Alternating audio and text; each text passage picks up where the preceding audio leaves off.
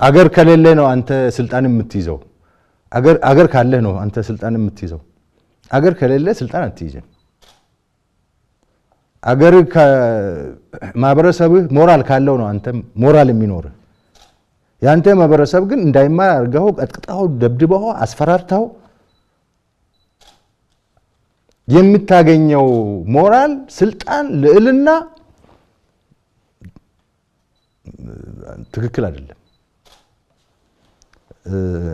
አንዱ ይሄ ነው ሁለተኛ ቢያንስ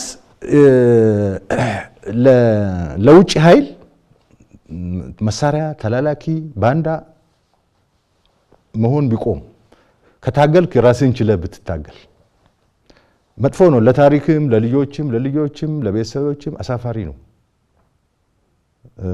እና በጉርሻ በአጉል ተስፋ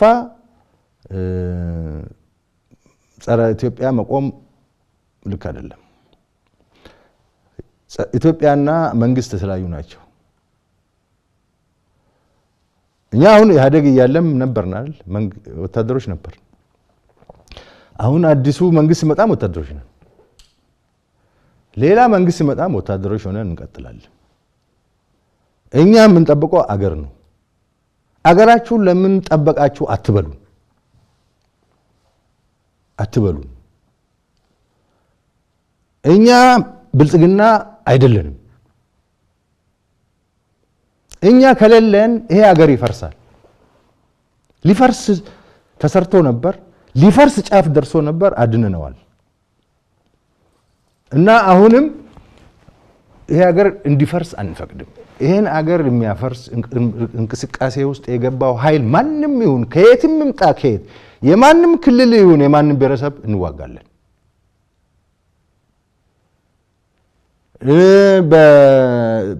እንትና ጥያቄያችሁ ደግሞ ፖለቲካ እንትናችሁ ደግሞ ካላችሁ ችግራችሁን በድርድር ፍቱና ወደ ፖለቲካ ትግል ግቡ የሚል ሐሳብ አለኝ ወደ በሰላም እንድትፈቱ ደግሞ መከላከያ ያግዛል አክሰስም አለው ልምድም አለው ያግዛል እና ቢቆም ይሻላል ቢበቃ ይሻላል እና አገራችሁን አታዳክሙ ይሄ አገር የተዳከመው አሁን እየተካሄደ ባለው በጠመንጃ ፍላጎትን የመጫን አካሄድ ነው ይሄ ብዙ አመት ቆይቷል ብዙ አመት ሁሉ ጊዜ እንደዚህ አይነት ነገር አለ በንጉሱም ነበረ በደርግም ነበረ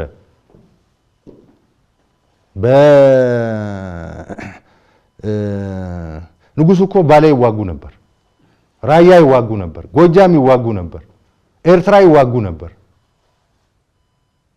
ደርግ ሲመጣ ደግሞ ሰፋ አሁንም ያው ነው ድሮም ስንዋጋ የአክሱም መንግስት አፍርሰን ዘመነ መሳፍንት ፈጠርን ዘመነ መሳፍንት ደግሞ እርስ በራሱ ሲጨፋጨፍ 100 ምናምን አመት ቆየ እንዲህ ስንጨፋጨፍ አገር ተገነጠለ ባህር በራጣ አሁንም ይሄንን ታሪክ እየደጋገምን ከሄድን መጨረሻ ወዴት ነው የሚሄደው መሰለ ይፈርሳል አገሩ እንደኛ ደግሞ አጀንዳችንም ደግሞ የተለያየ ነው ለምሳሌ አማራ ክልል የሚነሳ አጀንዳ ሌላ ነው ኦሮሚያ ክልል የሚነሳ አጀንዳ ሌላ ነው ሶማሌ የሚነሳ ሌላ ነው ትግራይ የሚነሳ ሌላ ነው የሚጣጣም አጀንዳም የላችሁም በማይጣጣም አጀንዳ ይሄ መንግስት ብትጥሉት ተስማምታችሁ መንግስት አትሆኑ ምክንያቱም ቋንቋችሁ ተደበላለቀ ነው ተስማምታችሁ መንግስት ማትመሰርቱ ከሆነ ደግሞ እርስ በራሳችሁ ትገጥማላችሁ ግጭቱ ይቀጥላል ግጭቱ ሲቀጥል ደግሞ ጎበዙ ቀጠናውን ያያዘ እንደ እንትና ዘመን ይሆናል እንደ አይዲድ ዘመን ልክ አሁንም አለ እኮ ሶማሌላንድ ለብቻ ፑንትላንድ ለብቻ ምናምን ነው ያሉት ሌሎቹም እኮ እንትን አላቸው መፋጠጥ አላቸው። ወደዛ ነው የሚሄደው። ወደዛ እንደዛም ተለያይተህም ሰላም አግኝተህ አገር ገንብተህ አልፎልህ አትኖርም። ምክንያቱም ሁሉም ጎረቤቱ ላይ የተለያየ ፍላጎት ነው ያለው። ይሄን ማስታረቅ ብዙ አይቻልም፣ ከባድ ነው። ለምሳሌ አሁን ማን ነው ፋኖ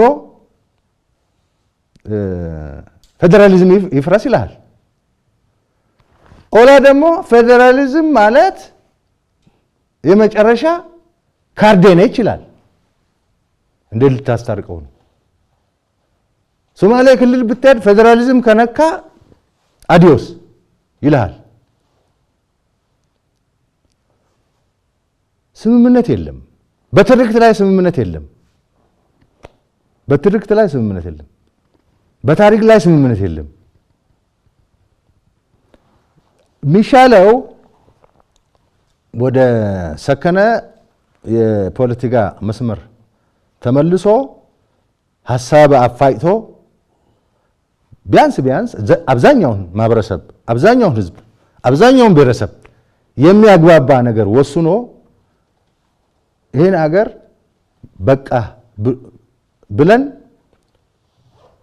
ዓለም ጥሎን እየሄደ ስለሆነ ቶሎ ተሯሩጠን መስራት አለብን። የህዝብ ቁጥራችንም እየጨመረ ነው።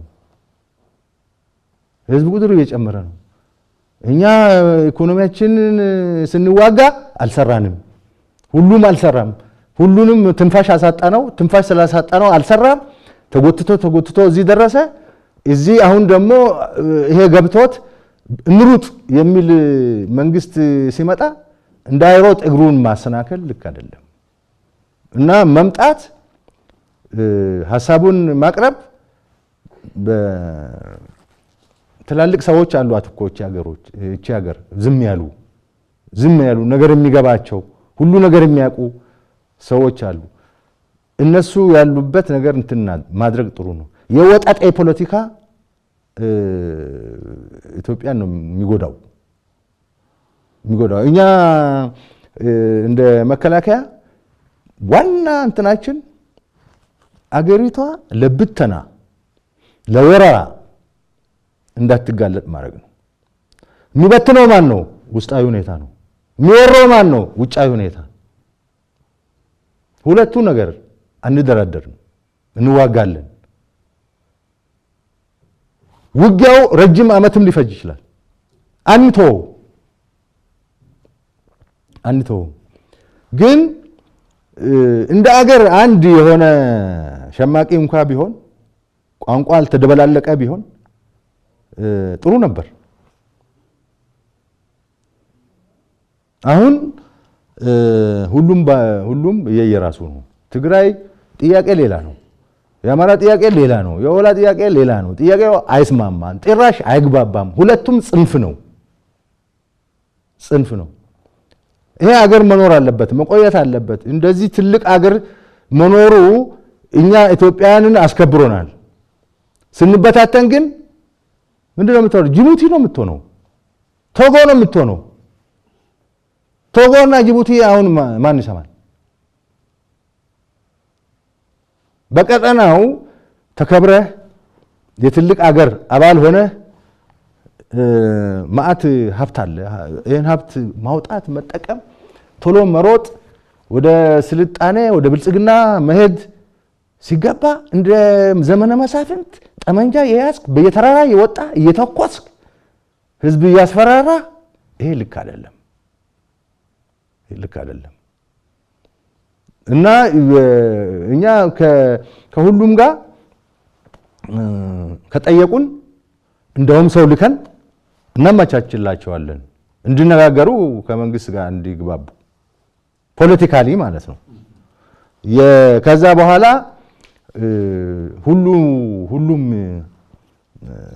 ሐሳብ የሚሰጥበት የሚከራከርበት የአብዛኛው ማህበረሰብ ድምጽ የሚከበርበት ነገር ነው መምጣት ያለበት እንጂ ይሄ አዙሪት ትክክል አይደለም።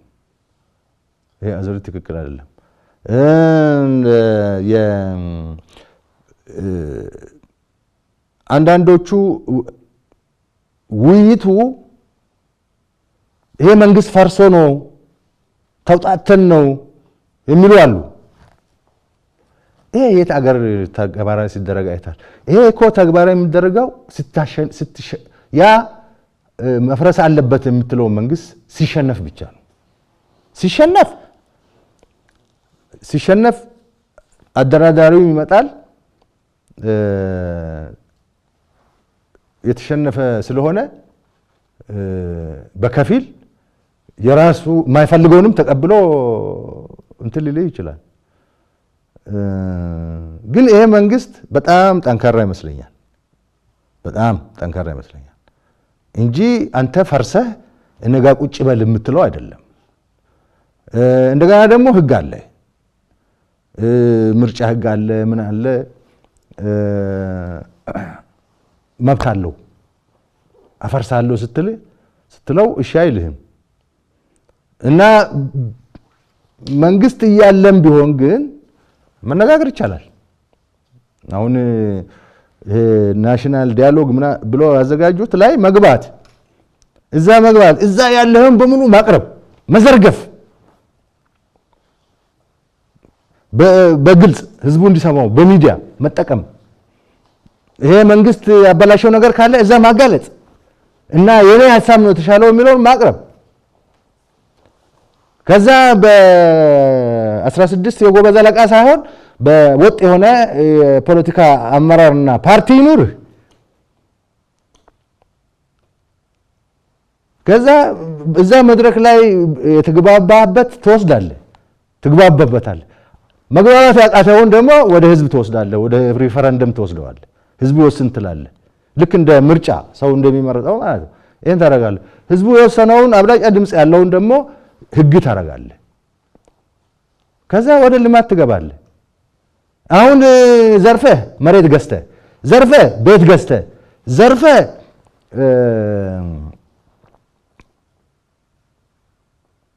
ሌላ ባንዳ ገዝተህ፣ እንደዚህ አይነት ትግል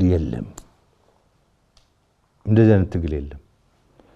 የኦላ ትግልም የድሮ የኦለፍ አይነት ትግል መልክም የለውም።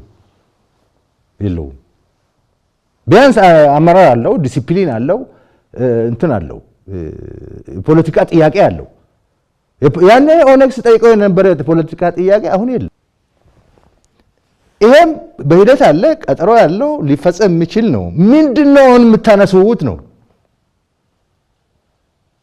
ከሽመልስ አብዲሳ በላይ እኔ ነኝ አንደኛ ኦሮሞ የሚል ካለ ደግሞ ሽመልስ አብዲሳ ካንተ በላይ ኦሮሞ ነው። እንደውም ያንተ ባክግራውንድም አይታወቅም። ሽመልስማ ይታወቃል ህብረተሰብ ውስጥ ስላለ። ትክክል አይደለም። ፋኖም ቢሆን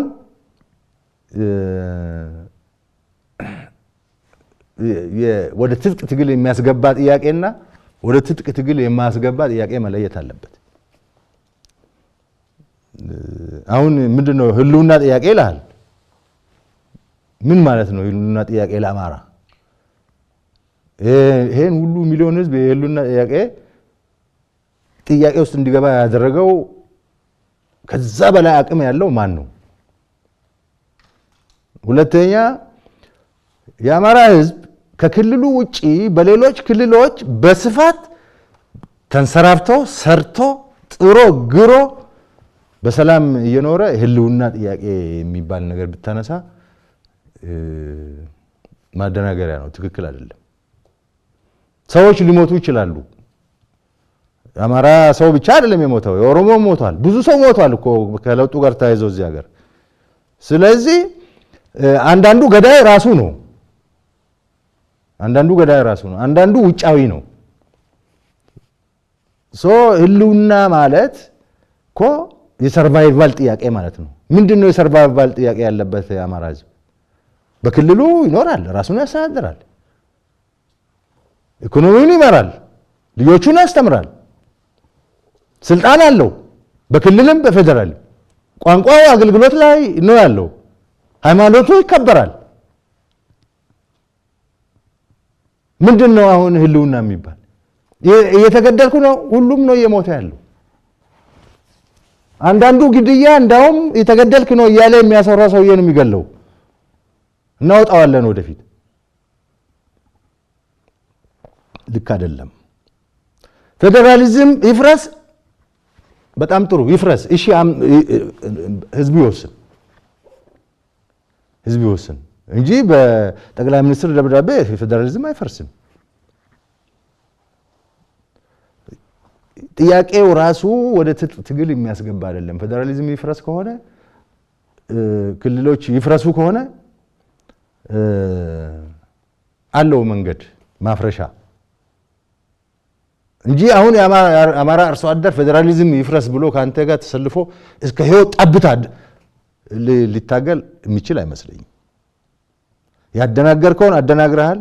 ማደናገሩ የለቀቀው ቀን አፈሙዙ ያዞርብሃል። ትክክል አይደለም። ወደ ሰላም ኑ፣ ተነጋገሩ። የቀራችሁም ቢሆኑ ማለት ነው። ኦፕሬሽኑ ይቀጥላል። ኦፕሬሽኑ የቀጠለ መነጋገር ትችላላችሁ። እኛ እናግዛለን። መንግስት በዚህ ችግር የለውም። ኦላ ጋር ተነጋግረዋል፣ ቲፒኤልኤፍ ጋር ተነጋግረዋል። ፋኖም ምቹ ሁኔታ ከተፈጠረ ይነጋገራል። እንደዛ ነው የሚል ሐሳብ አለኝ። የኢትዮጵያ ህዝብ ግን ማወቅ ያለበት ሁሉም እየታገልኩ ነው እያለ ያለው እውነት አይምሰልህ። ለህዝቡ አስቦ ለህዝቡ ተጨንቆ የህዝቡ ወንዳው እንቅልፍ አሳጥቶት እንደው የህዝቡ ችግር አምሮውን ነክቶት እንዳይመስል ሁሉም ለስልጣኑ ሲያገኝ ዝም ነው የሚለው፣ ሲያጣ ይጮሃል። ግንባር ቀደም ታጋይ የህዝቡ ተቆርቋሪ ይመስላል። ደግሞ አይሞትም፣ ይሸሻል። እንደዛ ነው። አሁን ገዱ ምንድነው ያደረገው? ገዱ በደንብ አድርጎ ይሄን መንግስት አባል ሆኖ አካል ሆኖ እንዳውም ጽንፈኞቹን እየታገለ ምን እያለ እኛንም እየመከረ ምን እያለ ቆየ። ከዛ ስልጣኑን አጣ። ስልጣኑን ሲያጣ ምክር ቤት ላይ ወጥቶ ተቃዋሚ ሆነ። እሱም አድርጎ ምንም አልተደረገም። ወንድ ከሆነ ፋኖ ጋር ነበር መሄድ የነበረበት። እዛ ሄዶ ሌላ ነው የሚያወራው። እንደዚህ ነው። እዚህ ጥሩ ፖዚሽን ላይ የነበረ እያለ ሁሉም ቀጥለጥ ብሎ ነው የሚሰራው። ትንሽ ሳብ ካደረከው አንደኛ የህዝብ ተቆርቋሪ ተቃዋሚ ይሆናል። ከዛ እዚህ ደግሞ ደፍሮ ቆሞ መከራከራ ማነው ተቃዋሚ መሆን አይችልም፣ ይሻሻል። ከዛ የሚያደራጀው ካለ ደግሞ እንትን ይላል። ትክክል አይደለም። ለኢትዮጵያ እየሞተ ህይወቱን እየሰጠ ያለው ያለምንም ጥቅም ያለምንም ስልጣን መከላከያ ብቻ ነው። ህዝቡ ደግሞ ይሄንን የሱን ለመጠበቅ ሰላሙን ለማረጋገጥ ዳር ድንበሩን ለመጠበቅ አገር እንዳትፈርስ እያደረገ ያለውን ለመጠበቅ አብሮ መሰለፍ አለበት። ሌላው አይተናል። እኔ 40 ምናምን ዓመቴ ነው አሁን ሰራዊት ውስጥ። ፖለቲካውንም አይቻለው፣ ውትድርናውንም አይቻለው፣ ፒስ ኤንድ ሴኩሪቲንም አይቻለው፣ ሰውም አይቻለው፣ ፓርቲም አይቻለው፣ ሁሉ ነገር አይቻለው። እኔ አሁን የጠገበ ኤክስፒሪየንስ ነው ያለኝ። በዚህ የጠገበ ኤክስፒሪየንስ ውስጥ አንድም ለህዝብ ብሎ የራሱን አሳልፎ የሚሰጥ አላየውም ያለ ሴኩሪቲ ፎርስ።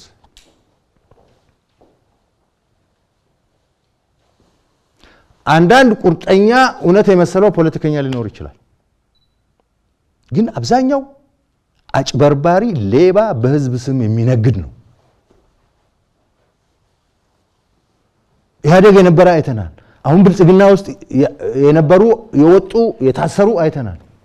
ቀደም ሲል የነበሩ የፖለቲካ ፓርቲዎች አይተናል። ኢህአዴግን አይተናል። ደርግ ውስጥ የነበሩ ሰዎች አይተናል። ህወሓት ውስጥ የነበሩ ሰዎች አይተናል። ውሸታም ነው ሁሉ። የምድር ፖለቲከኛ ነኝ የሚል ውሸታም ነው እውነት ለመናገር እና ህዝብን ያጋጨ እርስ በርስ ያባላ እንትን ነው እና በጣም ለሀገራቸው የሚያስቡ የተወሰኑ ሰዎች ሲኖሩ የነሱን እግር መምታት ማውደቅ ከዛ ሲወደቅ ደግሞ እዛ የሚገኘውን ለመካፈል መጣደፍ አሁን ባለፈው ታውቃለህ አንተ ለውጥ እንደመጣ አብይ እንደመጣ ምናምን ተንደርድሮ የመጡ ሰዎች እኔም አቃቸው ራሳቸው ሚኒስትር አድርጎ መድበው የመጡ እኔም አገኘኋቸው የሚያስቡትን ቦታና ስልጣን የነገሩኝ አሉ ባዩ አይሆንም ከዛ ተቃውሞ ጀመሩ ከዛ ጠንከራሉ ከዛ ማነው የነኩ ይሄዱ እንዳሉ ሲያውቁ ደግሞ ላጥ ብሎ ጠፉ አንዳንዱ ደግሞ በቃ ፕሮጀክት ይመቻችልኛል ሀብት ይመቻችልኛል ዘርፋለሁ ብሎ የመጣለ ሲሳይ ጓደኞችም ያገኘዋቸው ነበሩ ያን ካንተ ጋር እሳት ላይ ነበሩ ያገኘዋቸው ነበሩ እዚህ የመጡ ጠቅላላ ካልኩሌሽናቸው ሀብት መሰብሰብ ቦታ ማግኘት በቃ በእንተናቸው ሳፍሩ ደግሞ ጥያቄ ያቀርባሉ ሲያዩ አሉንም ማለት እና ከዛ በኋላ ታጋዮች አሉ አንተ ነህ የቀረኸው አሁን አሉ ከሚባሉ ጥቂቶች አንዱ አርጌ ሊወስዱ ይችላል ማለት ምንድነው እኔ አሁን ጋዜጠኛ ነኝ ስለምንድነው የምሰራው ብለህ ቢያንስ አገር የሚያፈርስ ነገር ላይ መስራት የለብኝ ብለህ አቋም ወስደህ መንግስትንም እየወቀስክ ሌላውንም እየወቀስክ እየሰራ ያለው አንተ ስለሆንክ ነው ለዚህ ነው እኔ መጥቼ ለአንተ ቃለ መጠይቅ የሰጠው ለሌላ ቢሆን አልሰጥም